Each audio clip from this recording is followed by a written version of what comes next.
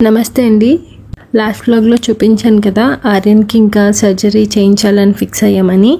అయితే బాబుకి ఇలా ఎక్స్రే అవి తీయించాము. ఇక్కడ నేను ఫింగర్తో పాయింట్అవుట్ చేస్తున్నాను కదండి, దాన్నే ఎడినాయిడ్స్ అంటారు. దాని కింద ఒక బ్లాక్ లైన్ లాగా ఉంది కదా, అక్కడి నుంచే వాడికి ఊపిరి అందుతుందని చెప్పారనమాట డాక్టర్ గారు. అంటే అంత చిన్న నారో పాసేజ్ అన్నది ఉంది, మిగతాదంతా బ్లాక్ అయిపోవటం వల్ల ఊపిరి తీసుకునేటప్పుడు వాళ్ళకి గురక కింద వస్తుంది. సో ఇది మనకి ఇంకా గ్రేడ్ 4 అనమాట. ముందుగా అయితే మేము ఈ ఎక్స్రే అండ్ రిపోర్ట్స్ అవి పట్టుకుని డాక్టర్ గారి దగ్గరికి వెళ్ళామండి. అప్పుడైతే చెప్పారు ఇంకా క్లియర్గా, ఇలాగే వదిలేస్తే బాబు ఎదుగుదలకి ప్రాబ్లం అవుతుందని. 1-2 స్టేజెస్లో అయితే మీరు వాడుకున్న మెడిసిన్స్ పర్వాలేదు, ఇప్పుడైతే మాత్రం కంపల్సరీ చేయించుకోవాలని చెప్పారనమాట. సో ఇంకా మిగతావి కూడా రాశారు. ఆ టెస్ట్లన్నీ చేయించడానికి ఇంకా నెక్స్ట్ డే మార్నింగ్ బయలుదేరాము.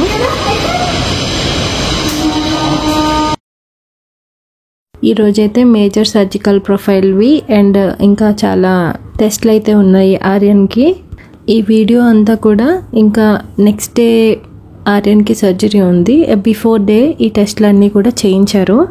ఏదో చిన్నపాటి ఇంజెక్షన్ అయితే వాడికి కాస్త చెప్పి నొప్పి ఉండదు అని చెప్పి దేవుని తలుచుకోవాలని చెప్తే అలాగే చేస్తాడు. కానీ ఇప్పుడు అలా కాదు కదా, ఒక సర్జరీ అంటే తర్వాత వాడికి చాలా పెయిన్ ఉండొచ్చు.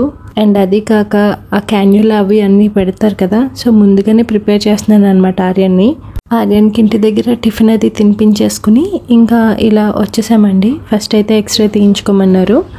పాపం ఇవన్నీ చూసి కాస్త అయితే కంగారు పడ్డాడు. కానీ అసలు నేనేమన్నా చెప్పానంటే ఇంకా అది బ్లైండ్గా ఓహో ఇలానే ఉంటుంది అని అనుకుంటాడనమాట. మోస్ట్లీ కిడ్స్ అందరూ అలాగే ఉంటారు, కానీ చాలా ధైర్యంగా ఉంటాడండి ఆర్యన్. ఇక్కడైతే చెస్ట్ ఎక్స్రే కంప్లీట్ అయిపోయింది. తర్వాత బ్లడ్ టెస్ట్లు అవి ఉన్నాయి. ఇక్కడ మీరు క్లియర్గా అబ్జర్వ్ చేయొచ్చు. సాధారణంగా పిల్లలు ఇలా ఇంజెక్షన్ అనుకోండి పర్వాలేదు, బ్లడ్ అది తీసేటప్పుడు అంతగా సహకరించారు కదా. ఇక్కడ క్లియర్గా చూడండి ఆర్యన్ అసలు ఎంత సపోర్ట్ చేస్తాడో. క్లాస్ అంట ఎల్కేజీ అయిపోయింది కదా, యూకేజీ.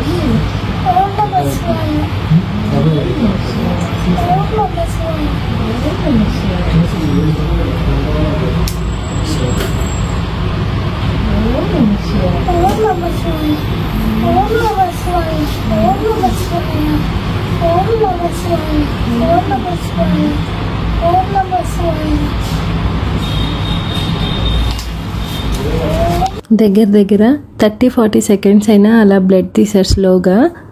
ఓం నమ శివాయ అంటూనే ఉన్నారు, చూసారా.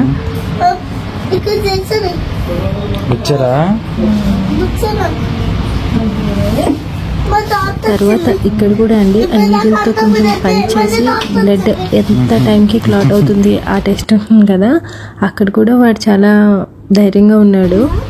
వాడికి ఇంజెక్షన్ చేపిస్తే నేను నేర్చుకుంటూ కూర్చుంటాను ఎప్పుడు. తర్వాత వాడికి కొంచెం 3 years అలా వచ్చేసరికి నేను ఏడుస్తుంటే వాడు భయపడేవాడు అనమాట. అందుకని ఏడవటం ఆపేసేవాడు, ఏం కాలేదని చెప్పడం స్టార్ట్ చేసేవాడు. ఇప్పుడు ఇంకా అలా అనుకుంటా స్ట్రాంగ్ అయిపోయాడు బాగా. అసలు ఎన్ని ఉన్నాయో చూడండి. ఇవన్నీ కూడా రేపు సర్జరీకి కంపల్సరీ కావాలి. అండ్ అన్నీ కంప్లీట్ చేసుకున్నాక ఇంకెలాగా ఈసీజీ తీయించడానికి పైకి వచ్చాము. నెక్స్ట్ ఫ్లోర్లో ఉంది ఇది. అసలు పిల్లల్ని ఇలా చూడాలంటే ఎంత కష్టంగా ఉంటుందో కదా ఎవరికైనా. సర్జరీ అన్నది చిన్నదవనివ్వండి పెద్దదవనివ్వండి ఎలాంటిదైనా సరే పిల్లల్ని ఈ కండిషన్లో మనం చూడడానికి అసలు పిచ్చెక్కిపోతుంది.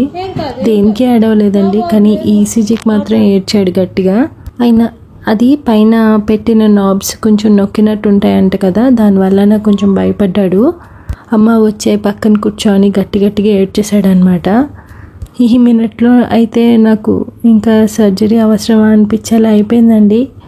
అసలు ఎటు తేల్చుకోలేని డెసిషన్. ఇంకా ఇంటికి వెళ్ళి మళ్ళీ భోజనం చేసి వాడికి తినిపించి నెక్స్ట్ సర్జరీ అయితే ఏ హాస్పిటల్లో చేస్తారో ఆ హాస్పిటల్కి వచ్చాము. ఇక్కడంతా కూడా అంటే బాబుకి అనెస్థీషియా ఇస్తారు కదా, ఆ డాక్టర్ని మీట్ అవ్వాలి, తన కండిషన్స్ అన్నీ మనం చెప్పాలన్నమాట. అందుకనైతే ఇక్కడికి వచ్చాము. అండ్ దట్టు మేము ఇది ఇన్సూరెన్స్ పరంగా చేయించుకుంటున్నామండి. ఆర్యన్కి హెల్త్ ఇన్సూరెన్స్ చేయించుకున్నాం ఎప్పుడో. సో దానికి మిగిలిన ఫార్మాలిటీస్ ఏవో ఉంటాయి కదా, దానికోసం అని చెప్పేసి కంపల్సరీ ఆర్యన్ని కూడా తీసుకురమ్మన్నారు. ఏదైనా ఇంక ఈరోజే కదా బాగా తినిపించాలి, తర్వాత సర్జరీ అయ్యాక వాడు ఎన్ని రోజులకి తినగలడో ఏమో అదంతా మనకు తెలీదు.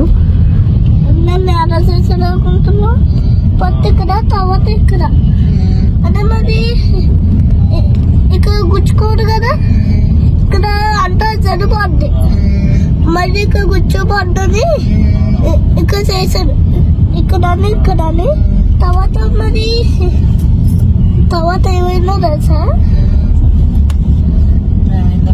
తర్వాత అంటే అది చూడు కదా, అందుకే నొప్పి అవుతుంది. మళ్ళీ ఇక్కడ బ్లడ్ ఉంటుందా లోపల కదా, ఆ బ్లడ్ అంతా తాగేసుకున్నాడు. అంటే ఇన్నసెన్స్ అంటారు కదా, అంటే ఇన్నసెన్స్ అలాగే బ్లడ్ లాక్కుని ఓ దాంతో పోతాడు అన్నమాట. అది గ్లాస్ పోతాడు, ఈ గ్లాసే కాదు, అదే ఇన్నసెన్స్ అంటారు. ఆ గ్లాస్ పోతాడు, ఆ గ్లాస్ సెన్స్ అంటారు. అంటే అక్కడ ఇంట్లో అన్నీ చెక్ చేసి అంటే చూడు కదా, అది నొప్పి అవుతుంది. దగ్గరని ఒకటి కప్పు ఇచ్చామన్నమాట. ఆ కప్పులో చుట్టూ పోయాడు. మా కప్పు చుట్టూ నిజంగానే పోయారా? నిజంగానే అది టెస్ట్ చేస్తారు కదా, మరి టెస్ట్ చెయ్యాలి కదా, అందుకే అందులో చుట్టూ పోయాడు. దాది అన్నారు ఇందులో చుట్టుపోయి అంటే నువ్వు ఉత్తనే అంటున్నావు అంటే నేను నిజంగానే చెప్తున్నా అంటే నేను ఉత్తదాకున్నాను. నేను పోసాను టెస్ట్ చేశారని బ్లడ్ చుచ్చని ఏమో నాకే తెలియదు.